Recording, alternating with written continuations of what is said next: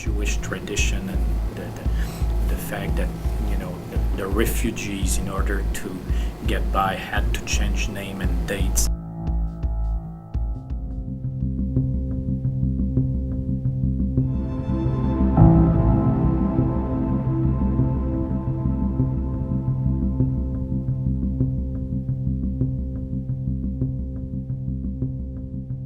The most important figure for him in his life was his father, because in both a positive and a negative way, he identified with his father as an adventurer. Sephardic Jews were different from Ashkenazi Jews. They were much more romantic and gregarious and had a different view of life. They weren't persecuted particularly. They had a good experience in Turkey for the most part. They had early liberation. So they had a much more positive view of life, and I think his father did as well.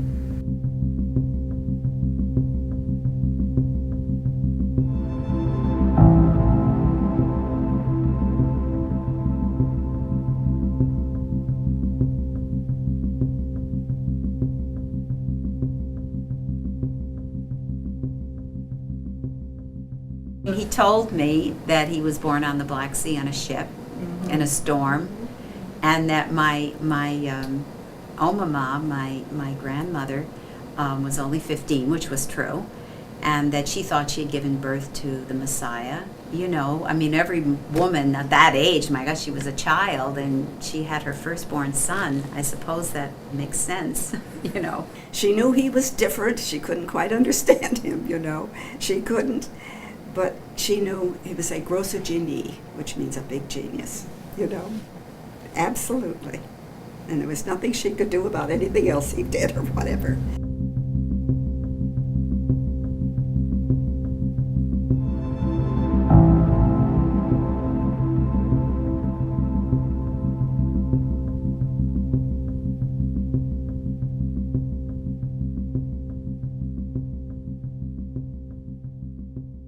He brought me up to where this building, you know, was this big building. It was once a Vanderbilt estate, I believe. And he brought me into a gymnasium. And up above the gymnasium was a balcony. And he came in, and he stood up in the balcony, and he said, "Someday you will see a 3-level theater here." And he said, "and this balcony," he said, "you will play God up here." And I shivered. And then he looked down again and he said, "and I will be famous all over the world." You see, his THs were not pronounced. the world. Okay. And then I was just captured. That was it. He wrote Spontaneity Theory of Child Development with me. And he did most of it, you know, but I gave him information about my background in college, which I had studied. The child, even when born, is spontaneously born right from the beginning.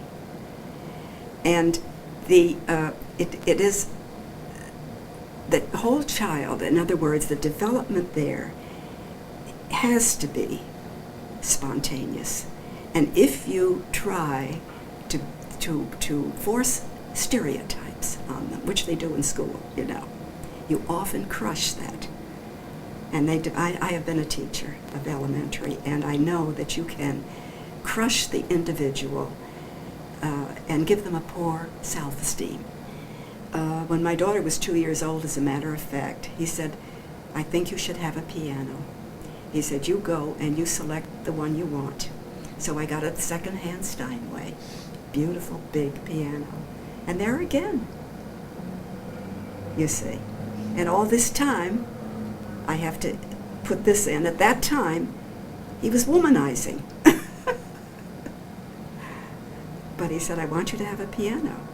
And then when I discovered all of this, I was upset about it, and I was playing piano concertos, you know, with records. And he bought them for me. And he brought me the piano concertos. and I would be walking up and down, da da da dee dum, da da dum dum dum. She was a very dedicated woman and very close to the development of the method here in America. She was very, very much in love with Moreno, and that's why the divorce was so difficult for her. He belonged to the whole world. The whole world was his family. He says so. Don't represent this particular race or that particular race or this particular family or that particular land. He belonged to the world.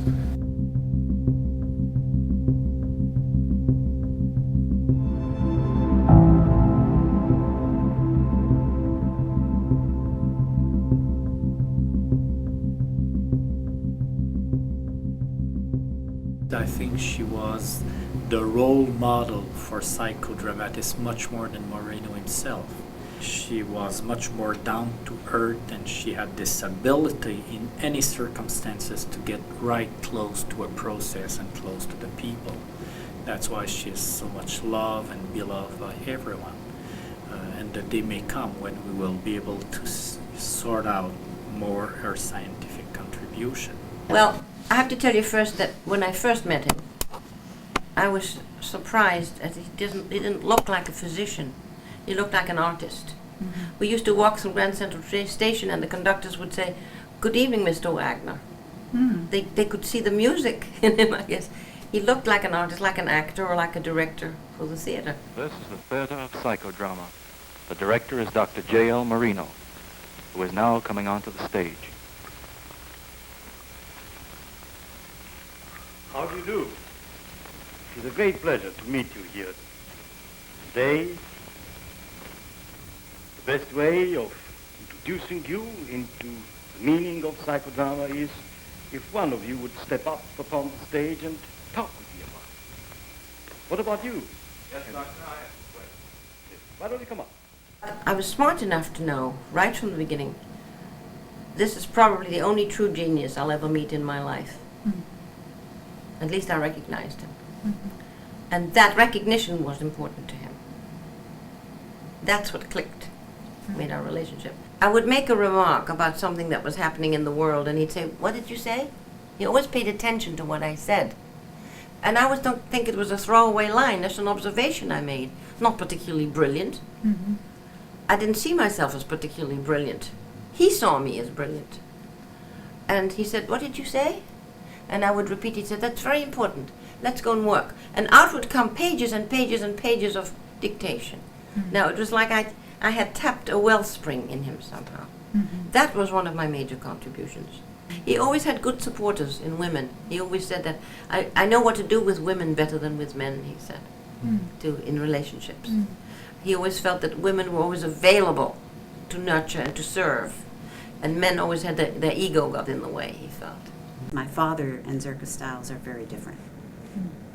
My father was much more sort of going for the extreme catharsis and pushing and driving people to reach catharsis, whereas Zerka tends to be to move slower and to be more conscious of the person's need to be ready for what's next in the psychodrama.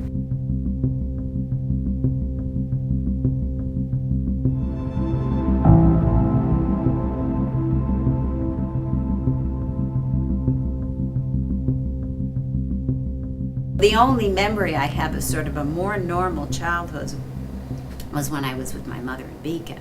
My mother really spent a lot of time with the community, and so I had normal sort of friends and people over. It was more like a usual home. But once my mother left and the new marriage and the new relationship, it got more intensely involved in just work all the time. The district that I work in, I have done psychodrama with the high school age students. And basically it's more sociodrama. With my own classroom, it's a little more complicated because they're very young. And so role reversal they don't understand the role reversal. To them, the role they take on is part of them. So if you ask them to become a mother or a dog, they think they're a dog and a mother. It's not the same thing. Children can only learn to role reverse when they know they are an entity in themselves. and that they're not giving up themselves because they have themselves. I've had to separate myself. So it's been easier for me to study with Zerka because being with Zerka, she's not my parent in the sense, she's my step-parent, but she's not my mother or my father. So I can accept it more easily from her and understand it. Whereas with my father, it was all, why aren't you paying attention to me? Why are you doing all this stuff with all these people? I want to be the one that's the most important. And of course, he put me on the stage a lot. I was on the stage a lot for a lot of things. I once was on the stage because I used to be afraid of fire, and so he enacted a whole scene where I was to jump off the balcony in a fire in the house and what I would do. And he promised me he would always catch me. And I always remembered he'll always catch me. Well, he didn't always catch me. A lot of bad things happened to me in my life and he didn't catch me. But I had to work it out. That's the way it is. So anyway, he told me stories every night. He used to tell me bedtime stories. And I always thought these stories were true, and I found out later on from this biography that Renee wrote that a lot of it was just psychodramatic lies, or whatever you want to call them, but it certainly was.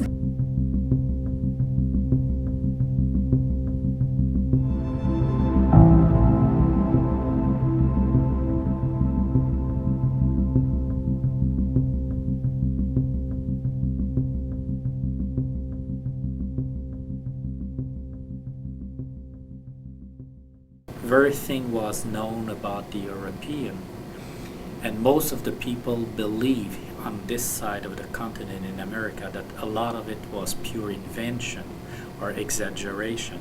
I started to dig all the little facts and go to the archive, and to my own surprise, I then found out that most of the thing, I would say 95 of the thing that he talked about really happened. The environment in which he was born in Bucharest, that was a very, very poor environment. Something, a side of him that stayed there all his life is being more on the side of the poor than on the side of the rich. And that came from his deep roots. You say she's here? Could I talk to her, please?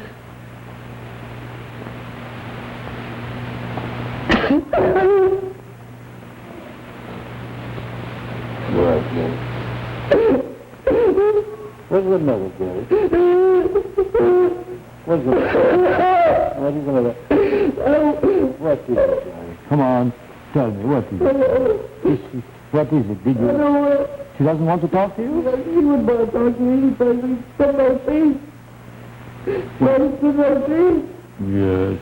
Well, I'll tell you something. Why don't you... She's there, she's on the telephone, she wants to talk to you. Give her a chance, Gary. Be fair. Here she is. Who's there? Miss Gary. You know me.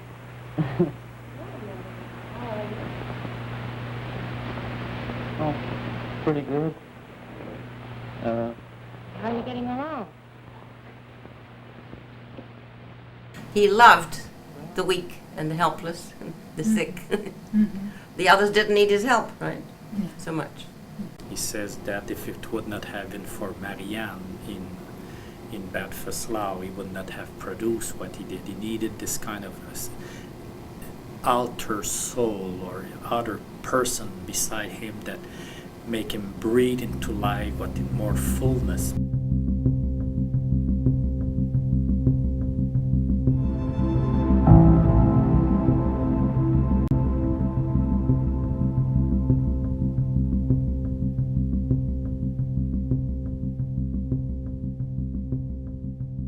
She left her boyfriend for him, who I think was a pro-Nazi also. And well, that was a great love, yes. But he came to this country in order to spread, I guess, his ideas, his spontaneity and the whole thing. And I guess he gave her the promise that he would be back. But he never returned to her. And he just left her like that. Another one devastated, you see. There's a struggle in that period in the Jewish community in the Mediterranean, perhaps more than in the Northern European communities. there's a struggle with the meaning of God in the modern world. And I think the words of the Father reflect that very powerfully. So I see it as a document, in a way, more of a document in the history of in Jewish intellectual history than it is a document in psychodramatic history. So it is my favorite and has a great deal of meaning for me in that respect. I am God. I am the Father of the universe. I believe he is too, really. Yeah. And but I couldn't.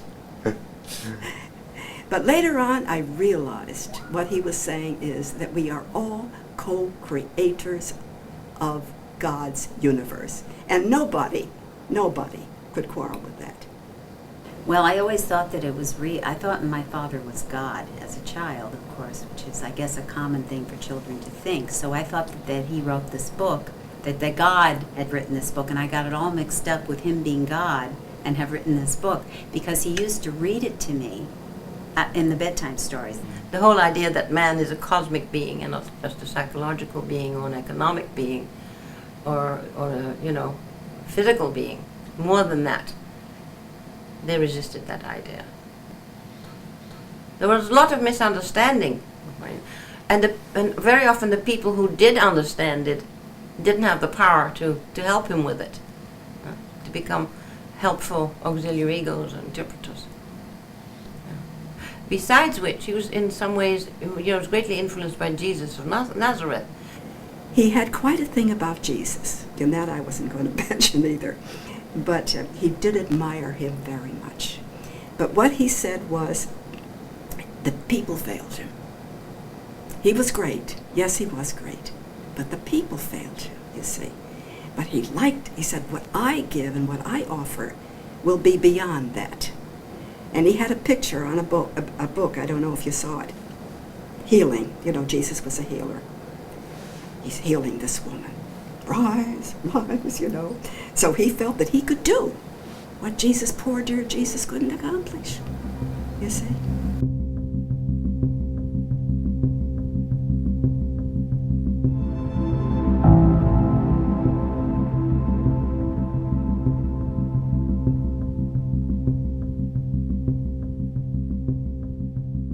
And he was very close to his brother, William. And William was just wonderful to his family, His wife and he were very wonderful when I was breaking down after the divorce. Wonderfully supportive to me, yes. But when his older brother died, he said to Anne, she told me, I should have died before him. She said, but why? You're younger than he. He said, I should have died, as if to say, my life is over now, my big brother is gone. Yeah, he supported him financially, economically, and psychologically, and in every way. Helped him build the theater at 101 Park Avenue. Helped him with the building at 78th Street that we bought, and was always there as a helper. Mm-hmm. Fine man.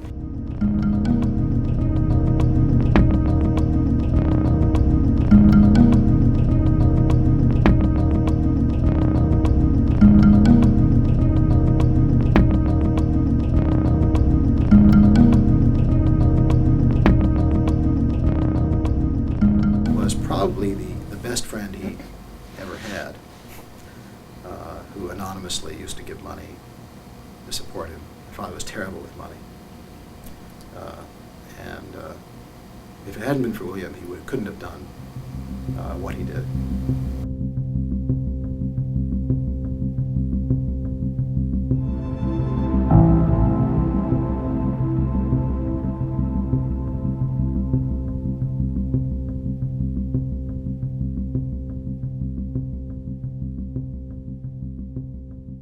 Certainly, I'm quite different from my father, who was very gregarious. The realization that this was not the way most kids were living and being brought up it became apparent to me by the time I got to be about 7 or 8 years old, and so I started resisting. Not always. I resisted probably more in my house than I did down the road in the Psychodrama theater, because in the Psychodrama theater I was with grown-up people who had become my friends, and with them it was fun. But by the time I was about 8 or 9, it wasn't fun with my parents anymore. It was annoying. Much of the time. Not all the time, but much of the time. So I started pulling away to a great extent. Even though I liked the techniques and I knew that they were actually useful for me. And I think it's part of it was part of my natural need to separate. And I think if I didn't, I would have been crazy. I think Jonathan is more of a philosopher, is more someone who likes to raise questions and to work more sociodramatically, because you work in the community and you work with issues that are less individual issue than much bigger ethical issue for the society. And in that sense, you may represent the interest of Moreno for group therapy being as big as the community and the world should be. And I really like working, especially with, for example, with my psychiatric colleagues. We understand each other very well. But I never had any interest in doing psychodrama as a career. I thought I did for a while, but every time I tried to put myself in that role, I felt uncomfortable. It's a very hard act to follow. And I think as a child, if you have a famous parent or a parent who's accomplished a great deal, to follow that, you would have to sort of be better than, or at least as good as. And for a child, the parent is always the most powerful person, and you can't imagine, sort of taking over that role. It's just too difficult. The situation of living in Beacon, 50 yards from a psychiatric hospital as a little kid,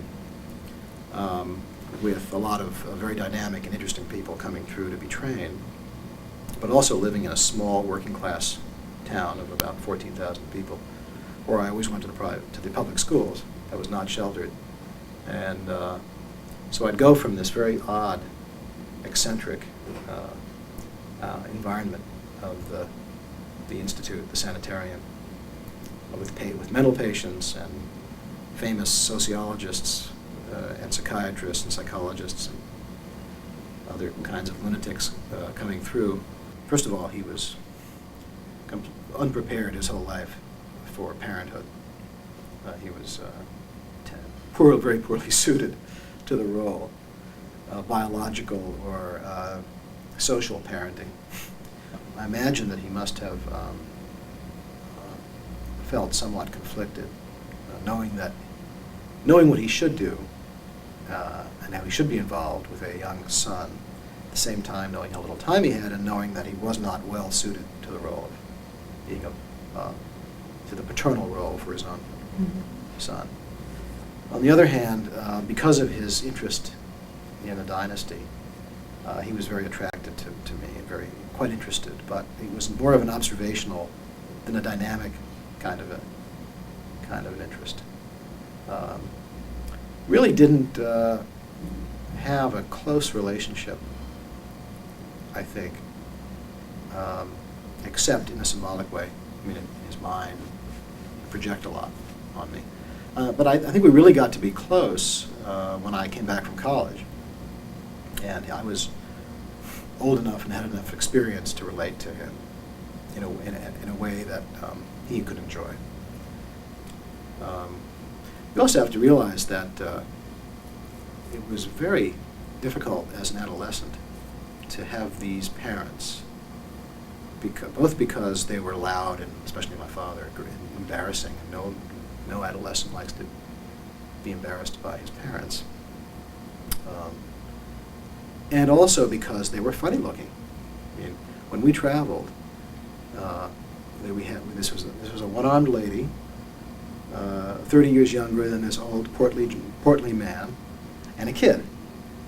And so in my teens, one of the things I used to love to do was to travel to Europe and so forth. But I stopped when I got to be too self-conscious, about 15 or 16. And then it took me another 2 or 3 years when I got over that hurdle to start to appreciate him in particular. And that became reciprocal. So fortunately, he didn't die until I was 22, and then when he got sick,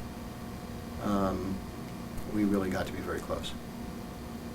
before he wasn't able to communicate anymore, and we tied up some issues, I think.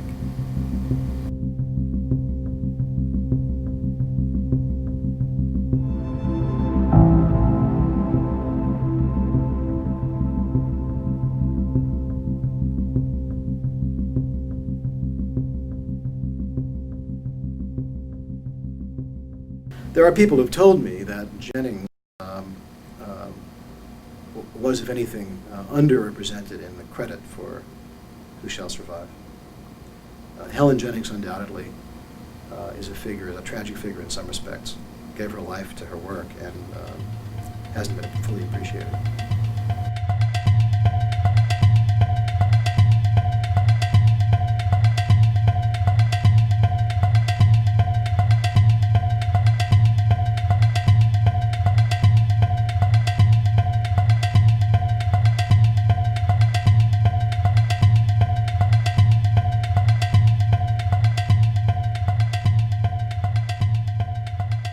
And I guess I could say that she adored him, absolutely adored him. And I think a little bit more, hoping something. So that she gave her whole life to him, really. Yes, she did. She practically wrote Who Shall Survive, and so they say, but she was a vital part of it. I knew her sort of as a child, yeah. I mean, I really didn't. I remember her as being, I knew her when I was a little older. She was already very frail and sick, and she didn't, she was very nice to me, but I saw that she was quite ill when she got older. And, I just sort of knew her as a nice woman. I didn't know much about her, except now I know she contributed a great deal to the work. Mm-hmm. But, and I also knew that I think she was in love with my father. I think she was. That's sort of the impression that I get.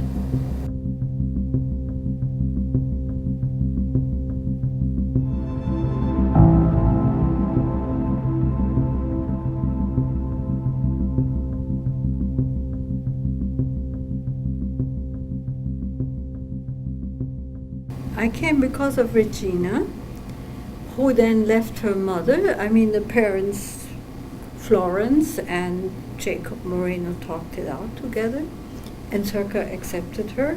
But as I said before, he realized it would be impossible to have an 11-year-old child in a household, which at that time was not a household as such.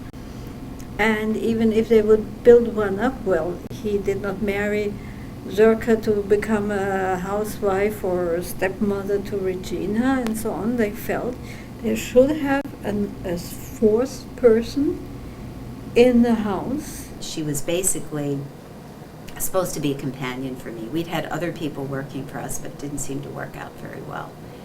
But she also then translated the books into German, Who Shall Survive. And so she became very involved in the work. So she again got swallowed up into psychodrama. So even though she was supposed to be there for me, I had a hard time getting Gretel away from the work.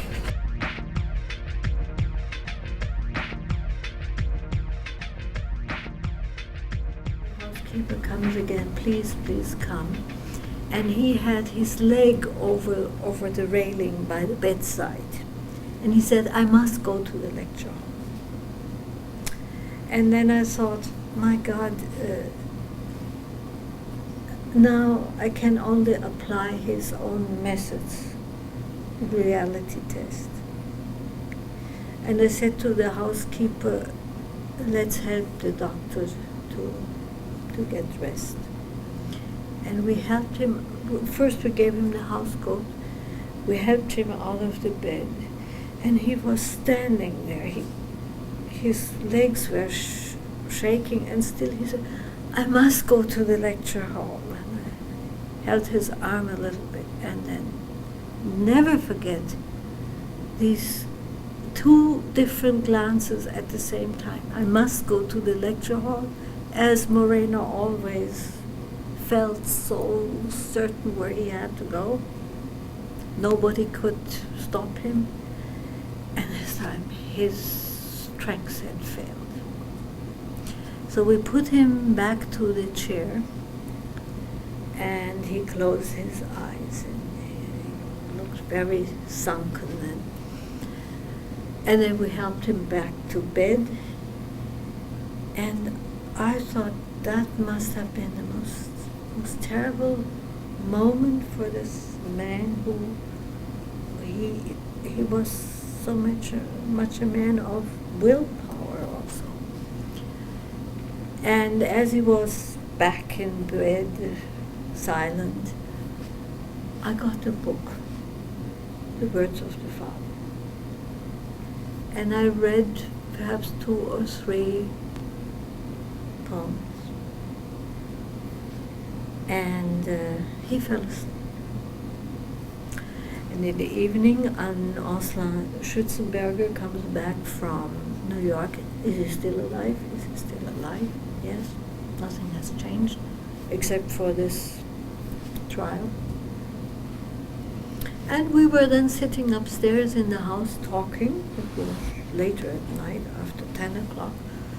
And all of a sudden, the colored man who was watching him at night came up and he said, I don't know what to do. He does not speak English anymore.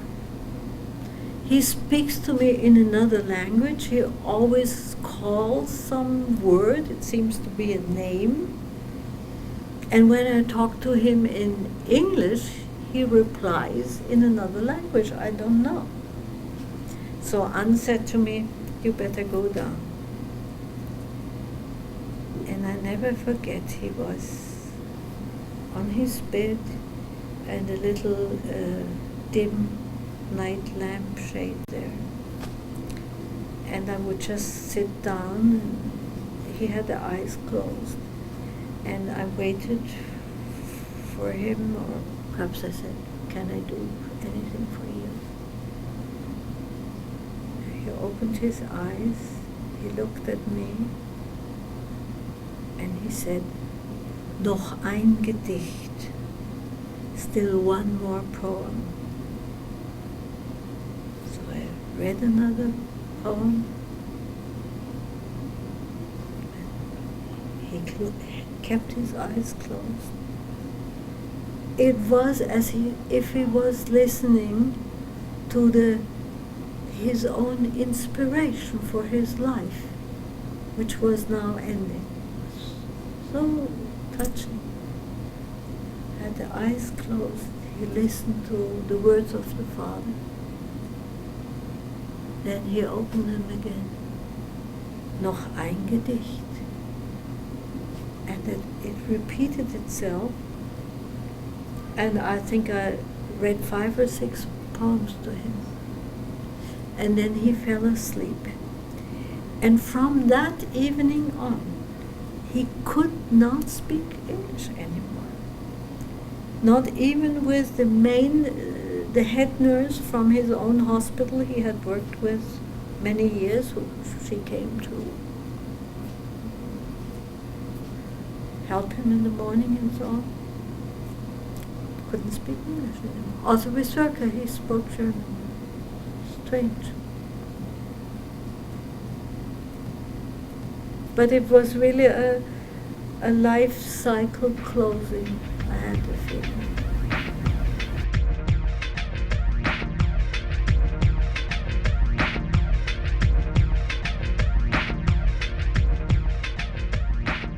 Psychodrama has created a new technology, which goes beyond the word or lying on a couch, and which is so adaptable that it can find a normal place in almost any approach to the human being. And that, I think, is a major contribution. Also that we see the human being in a different way. As Moreno pointed out, that everything in the psychoanalytic movement began with disaster. You know? Mm. Sex created problems. Mm-hmm. Childbirth was a trauma. You know? The inferiority of the organs. I mean, Freud and Rank and Adler all saw the negatives. Mm. And he sees the human being as some, a potential creative genius. And if psychodrama has any value, it is looking at the child with all its potential. And he always used to say, when he saw a child, he would say, all he could see was yes. So the challenge, it seems to me, for psychodrama is not only to prove itself as scientifically valid, clinically valid, but also to have it to be whole, to be philosophically complete as well as technically complete, to bring the philosophy and to keep the philosophy and the techniques together. That's the challenge. I think it is an important psychotherapeutic method, and it goes to the depths, and it is time saving for the patient, and it never isolates the person. It always brings the person into the whole cosmos. They encounter the social atom, the world around. It would be nice to think, in a sort of dreamlike sense, that this would have some value for, especially sociometry, for helping some kind of understanding, some kind of encounter between different cultures, people from different races, so they could understand each other and see the point of view of the other person from their own eyes, rather than to always have this narrow view of everything. It would be nice to think it was possible to work out these problems.